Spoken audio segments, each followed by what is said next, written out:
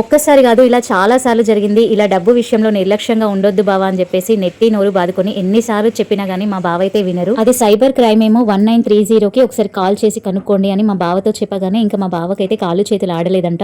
వెంటనే కాల్ చేసి account number చెప్పి డీటెయిల్స్ అయితే అడిగారంట. వాళ్ళు అకౌంట్ ఓపెన్ చేసి ఇక్కడ డాటా ఏం కనిపించట్లేదు అని చెప్పేసరికి ఇంకా మా బావకి ఏం చేయాలో అర్థం కాలేదంట. ఇంకా ఫోన్ ద్వారా ఏం అవ్వదని చెప్పేసి రామగుండంలో ఉన్న సైబర్ పోలీస్ స్టేషన్ కి అయితే వెళ్లారు. ఇంకా అక్కడ వాళ్ళు అకౌంట్ నెంబర్ ఎంటర్ చేసి చూస్తే నో డాటా ఫౌండ్ అని వచ్చిందట. ఇక్కడ ప్రాబ్లం ఏమీ లేదు, ఇది బ్యాంక్ లోనే అయి ఉంటది, అక్నాలెడ్జ్మెంట్ నంబర్ ఉంటది, అది వెళ్లి బ్యాంక్ వాళ్ళని అడగండి అని చెప్పారు. ఇంకేం చేయాలో అర్థం కాక ఇంటికైతే వచ్చేసారు. మళ్ళీ బ్యాంక్ కి వెళ్దామన్నా ఆ రోజు టైం అయితే అయిపోయింది. ఇంకా నేనైతే బయటికి వెళ్ళి వచ్చాను. వచ్చేసరికి మా బావ అయితే డల్ గా అట్లనే కూర్చొని ఉండే. చాలా సేపటి దాకా అసలు ఏం కూడా మాట్లాడలేదు. ఇంకా చాలా సేపు బ్రతిమలాడిన తర్వాత ఇట్లా జరిగింది, అసలు ఏం చేయాలో కూడా నాకు అర్థం కావట్లేదు అని చెప్పేసి బాధపడ్డారు.